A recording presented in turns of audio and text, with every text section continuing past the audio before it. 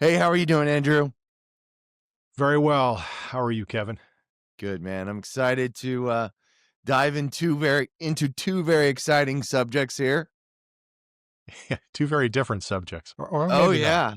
Although I there were moments that I was listening to heavy to hair metal while watching Stanwyck, and that was an interesting combo. As much as I love those two things, I don't think I've ever put them together, but I know what I'm Yeah, doing after the interview.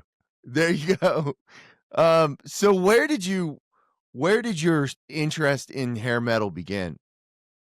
Oh, that is a great question. So I grew up listening to a lot of older music. I never really listened to contemporary music. Maybe that's an indication of why I became a historian. Um, I listened to a lot of radio. This is the 90s. So I listened to a lot of radio and listened to a lot of what was called classic rock radio. So that's, bands like the Rolling Stones, the Doors, Zeppelin, Sabbath, uh, you know, Rush, because this was Canada. Every third song was Rush, especially Van Halen, though. Oh And man. really liked Van Halen, the guitar, of course, but David Lee Roth, the lyrics, the personality, the showmanship. I just really came to just love the band. And I'll be clear here that it's Van Halen, not Van Hagar.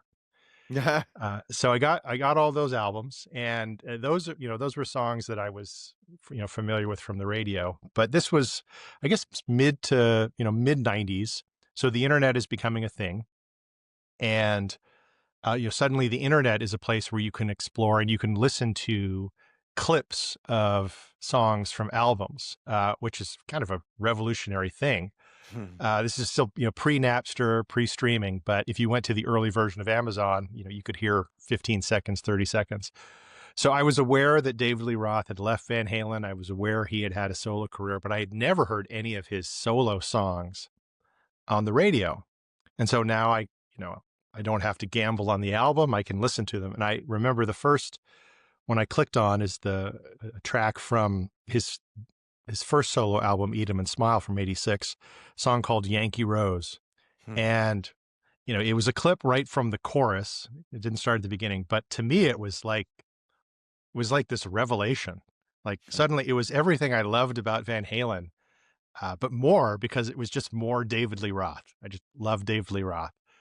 And so I buy all of David Lee Roth's solo albums, but it raises the question, what else have I been missing from this moment in music history?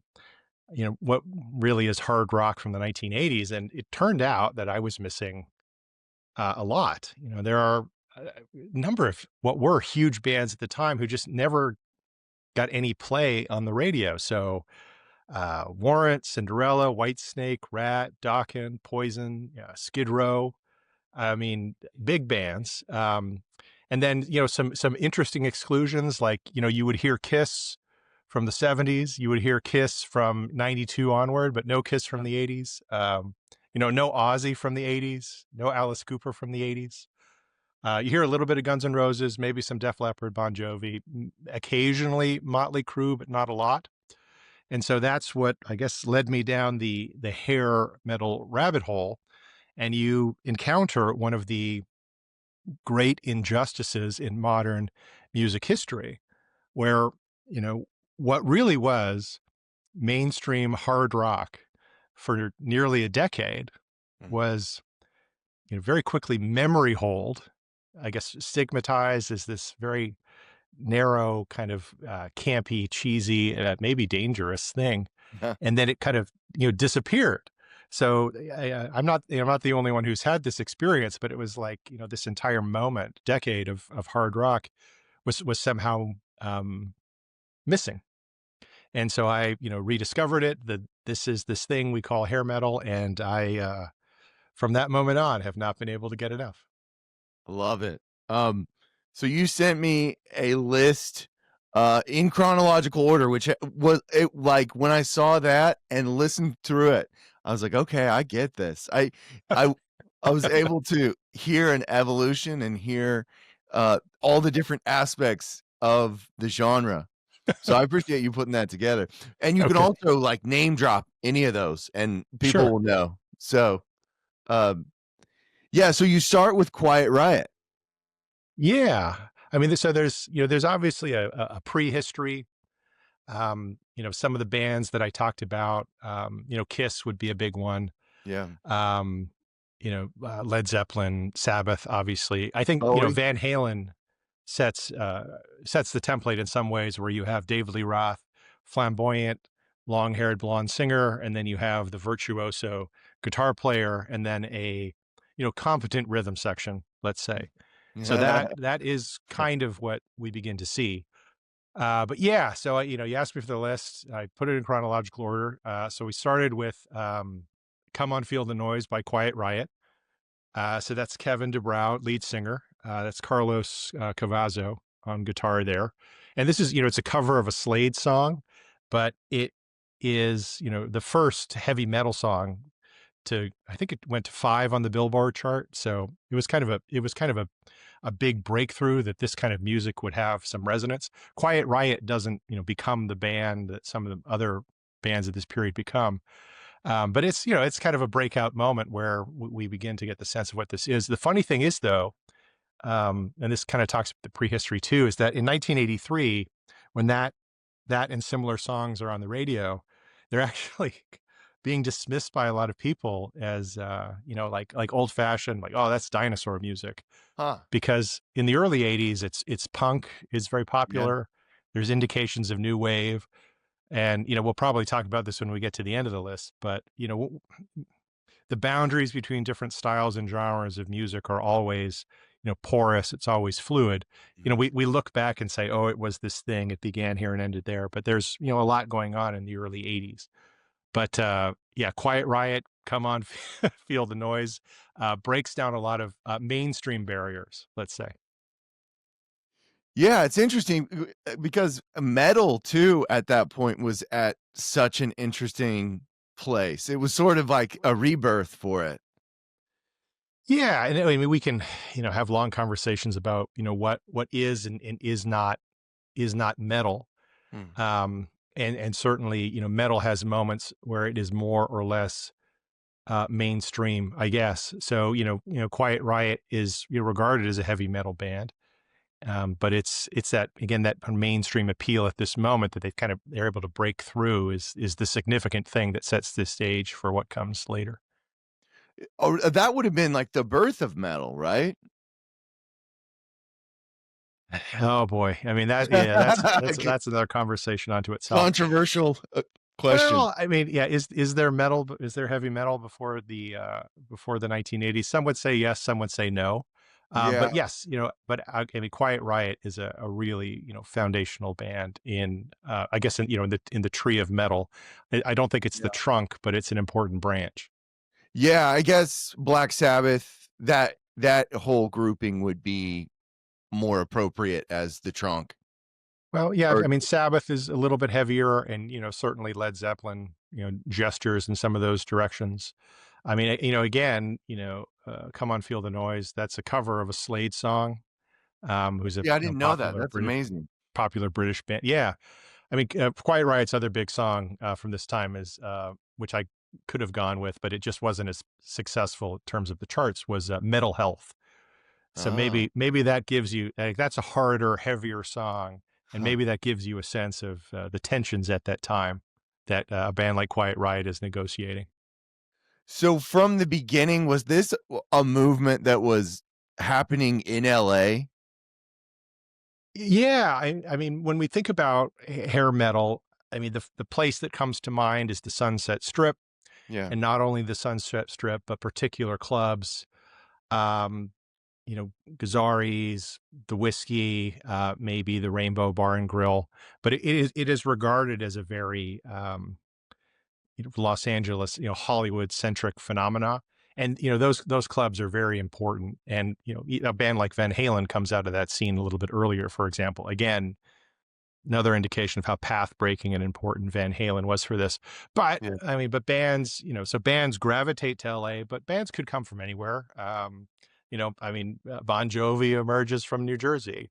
You've got other East Coast bands. You've got metal bands coming from England, for example, or places in Europe. So, Def Leppard, for example. So Mm. it is I guess in some ways a global phenomenon, but for most bands was localized in Los Angeles. There's the idea that that's where you needed to go. That's where you would go to be discovered.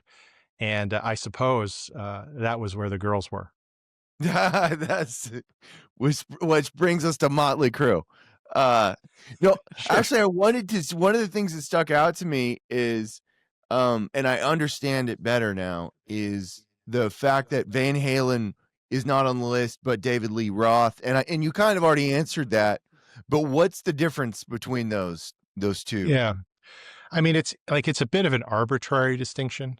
Um, So, there's a Sirius XM station called Hair Nation, for example, and they'll play David Lee Roth, but they don't play Van Halen. Huh? I think the argument would be that, especially after Van Halen's 1984, where they go with Sammy Hagar is a very different direction for them. Mm. And where David Lee Roth goes on his own is much more in line with this sort of heavier sound, I guess. So I mean, they're both. It's all good. Like it's all wonderful. I wish Yeah. more people would listen to David Lee Roth's solo albums, especially the first three, because they're really quite brilliant. I mean, he is my favorite singer of all time. Favorite He's your frontman, John just favorite. Wayne. I guess so. My John Wayne. Maybe he is. I have endless fascination for David Lee Roth. Always have. So arbitrary distinction, but I put him on the list just because I think more people should listen to Eat 'Em and Smile. More people should listen to Skyscraper. He not only had some big hits, just like Paradise probably being the big one, but these are just masterful albums. Really, really just brilliant, that I think demonstrate a kind of range that you don't see in the same way in the Van Halen albums. So David Lee Roth would be an interesting example of this for me. When I listen to hair metal, I know that a lot of this took place in those clubs that you mentioned in LA, but it's hard not to see it as something that only took place in stadiums. Yeah, right. Yeah, no, you see, the image of David Lee Roth in front of a wall of speakers, jumping, doing the splits in midair, karate kicks, or any of these bands, Motley Crue, Def Leppard. That's the fact that you think of it that way is an indication of how popular this actually was. Like this Yeah. was mainstream rock and roll from 1983 through really to the early 1990s. And I suppose one way of looking at it is it of course originates in the clubs, and that's very important, and it breaks out. But then one important thing about the persistence of this type of music is that if we get towards the end, a lot of bands keep going, but they go back to those club roots when the arenas have turned their attention elsewhere. I always see that. I've seen that a lot from the angle of Tommy Lee, and they have a Tommy Lee movie every year or so. Right. Yeah. And Yeah. I'm always so interested in that phase, that sort of like post Nevermind phase, where you have these guys who it was such a precipitous drop for them, and they Yeah. seem to struggle with it. I don't know how accurate that is. Yeah. I mean, the general story, at its most simplistic is the idea that, suddenly Nirvana's second album comes out, and, big hair and spandex and makeup is out, and, flannel and long hair, I guess, is still in, but it's in front of your face. And, it's sort of the sea change. And there is a lot of truth to that. Times change, tastes change. There's a kind of a famous story, and I've heard it told different ways, but it's, at MTV, apparently, they would have this sort of weekly meeting where they would decide, which new video they were really going to push this week. And they would sort of debate between two. And so as the story goes, one of the videos they're thinking of pushing is Alice in Chains. I don't know which song, but Alice in Chains. And the other is a video from a hair metal band called Thunder. So probably their song Dirty Love. So that's, like a very expensive album, expensive video. And of course, in the moment, they decide to go with Alice in Chains. And that is one Huh. of many stories that suggest this kind of split. But, it's not quite that simple. Like, Alice in Chains tours with Skid Row and Dokken in 1992. Oh. And, in the same way that a lot of early metal bands were trying to, figure out where they fit relative to punk and some of that older 70s rock that, people were saying was over. A lot of bands that emerged in the early 90s that we came to call grudge or alternative, there is some continuity there with the heavy metal bands of the 80s and early 90s. Um, so it's always a little bit more complicated, but is it Yeah. true that there was a sea change? Yes. Is it true that you probably just got too many of these bands and they looked too much alike and they sounded too much alike to the average listener, not to the aficionado? Yeah, probably. Yeah, and you brought up a good point too. These are each of these albums are big studio album, very expensive in towards the end of the era when um a studio session would be covered, like, yes, just take your year in the studio. Yeah. We'll pay for all the crazy stuff you do. Just come out with an album. Yeah, no, that's absolutely true. I mean, there's a lot of money. This is successful. There are some other things that changed too in the 90s. Without getting into the kind of the technicalities, the data that record labels get from SoundScan about how much, how many copies records are actually selling, they begin to get a little bit more refined. So they get a different sense. So Huh. there's like everything, you begin to get more information and you realize that maybe your instincts weren't as right. So that's part of it.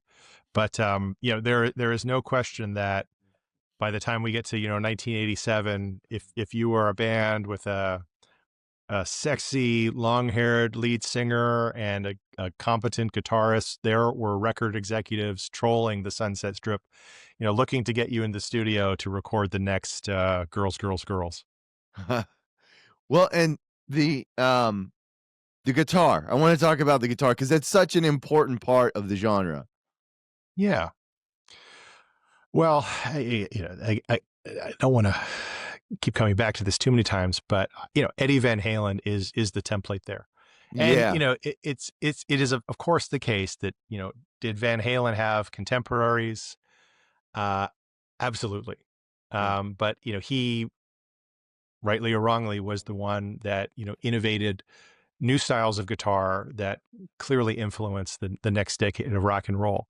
And it's interesting, and it creates, it leads to some of the tensions that we see certainly in Van Halen, but also in some of these other bands where this is part of the drama, where you have this charismatic lead singer, and that's an important part to have the face of the band. And yet, as in Van Halen, the guitar is recognized, the guitarist is recognized as being very important. So, I mean, I suppose that's Mick Jagger and Keith Roth, we might say. But Yeah. but the guitarist kind of comes into his own in a way that we haven't seen before. So that somebody like a Joe Satriani emerges around this time, simply as an instrumentalist.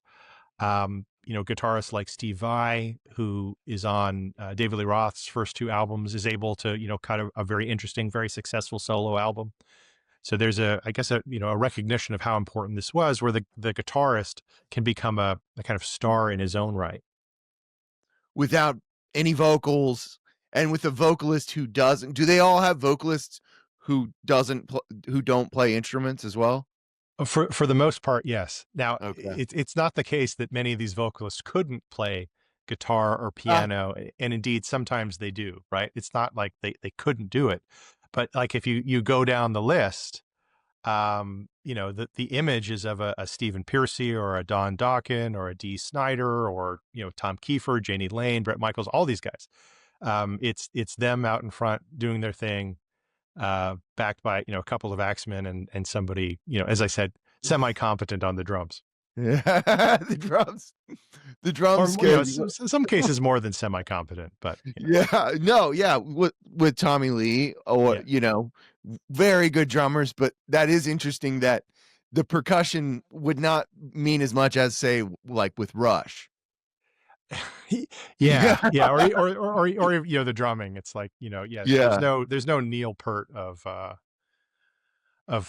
hair metal, I suppose. But it's kind of interesting. I mean, Axl and Slash would be the other one to point out, that you keep yeah, getting these kind of interesting tension between lead singer and mm, guitarist that has precedence, but certainly is the source of a lot of drama. Yeah, Tommy Lee. I mean, yeah, he's the drummer who got lucky, no question about that. oh, yeah, yeah, yeah, that's a universal statement for Tommy Lee. Uh, so so one of the things I really enjoy is that, it's a lot of fun. It feels good to listen to, which is something that doesn't get enough appreciation in music. Yeah, what I find interesting re-listening to it and sharing it with young people is that there of course is the perception, and it's a perception grounded in some reality of what the Sunset Strip scene was like. Um, how these bands responded to throngs of women throwing themselves. I mean, and there are some truly, like truly horrific stories about this. So, Yeah, so we kind of have this idea that it was this moment of excess, that it was cheesy, that this interesting paradox where it's these bands with men who look like women, and yet the music is somehow misogynist. yeah, But when you actually go back and listen to so much of it, the things that stand out to me, one, just the musicianship is usually very good. The guitar, for example, I think the lyrics are, oftentimes quite sophisticated by pop music standards, even though they're singing about standard things. But yes, most of the time, the music is actually, it's about having a good time. It's upbeat. It isn't dark. It isn't scary. It's not Metallica. It's not Pantera. yeah. It's not Megadeth, for example. That's something else that comes a little bit later. It is, it is kind of in some instances party music. It's other things. There can be introspection, and of course there's the power ballads, but it's in general upbeat music. Yes. So I hadn't. There were 3 songs on here that I really didn't know, Okay. and one thing. So I wanted to double check with you. I noticed at the end with Warrant and Skid Row, it feels like the emphasis is moving away from the hair and into the metal, and this is like more.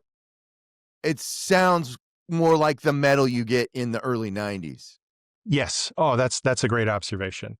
I mean, you got to remember that we're dealing with, over a decade of music, and certainly bands that were there for the whole time, like a Motley Crue. If you're listening to, their early '80s stuff, like Live Wire or Too Fast for Love, that's very different than Kickstart My Heart, for example. So Mm. the bands that were there for the full decade did change quite a bit, and were looking to go in different directions. So Warrant, Heaven was a huge hit for them, a huge crossover hit. It's an example of, what sometimes called the power ballad, this Mm. idea that, you could have these hard and heavy songs about, partying, or how much, well, really how much you like to party. Um, but, but you needed to throw the ladies a bone, that at least half, or maybe three-quarters of your audience were women, and they were there to see the beautiful, charismatic, sensitive front man, you know, um, take off the mask, reveal his tender interior, and sing these songs to you. So Warrant had a few of these. I Saw Red is one, but Heaven was a huge hit, huge crossover hit. Um, so it kind of it gestures towards the mainstream, but this was something that Janie Lane really struggled with, that he, felt like some of his peers didn't take him that seriously because of songs like Cherry Pie, which is actually a great song. But then because of these, so Warrant is a band who, when they get to their third album in the early '90s, tries to go in a different direction and can't. Um, Skid Row, the song I had you listen to is Slave to the Grind, which is a very hard, very fast song that gives an indication of the direction that they were looking to go. I mean, that was the title track from their second album. It was the first heavy metal album to debut at #1 on the Billboard 200. So it marks this harder, more aggressive turn. But that album didn't include the ballad. It didn't have a song like "I Will Remember You." So so when we get to the late '80s, early '90s, you get a sense of these bands, trying to evolve, trying to develop in different directions. In some cases, harder directions that would be more aligned with what would come in the early and mid '90s. Like Cinderella has a different type of album. Winger is experimenting. David Lee Roth's third solo album, A Little Ain't Enough, is an attempt to go in a sort of a heavier direction and also, bring in some other influences like blues.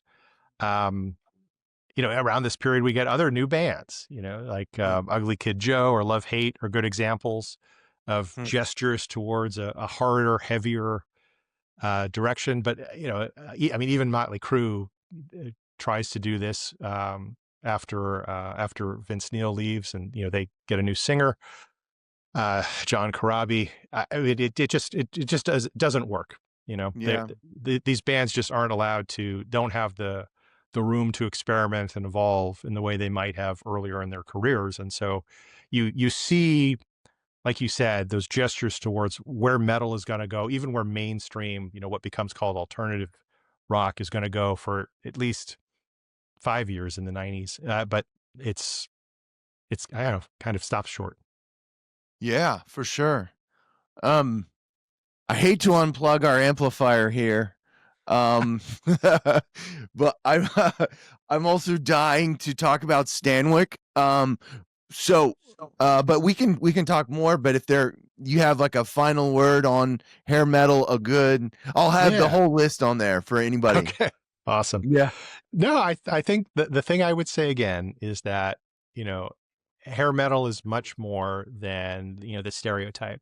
It really is mainstream hard rock from the early '80s to early '90s. And that makes it hard to talk about in a single podcast episode, let's say, because you're inevitably forgetting bands. But they're just, unlike the grunge alternative movement, there are just so many great bands, big hits out there that I think it's worth revisiting. Maybe out of a sense of camp initially, but I think what people discover is just some very excellent music from an interesting time in music history that we really should remember for what it is, not for what it was stigmatized as after. I sense a podcast. Right. A hair metal podcast. Hair metal podcast. Thank you for sharing your expertise. Rock on, Kevin. Yeah, I love it.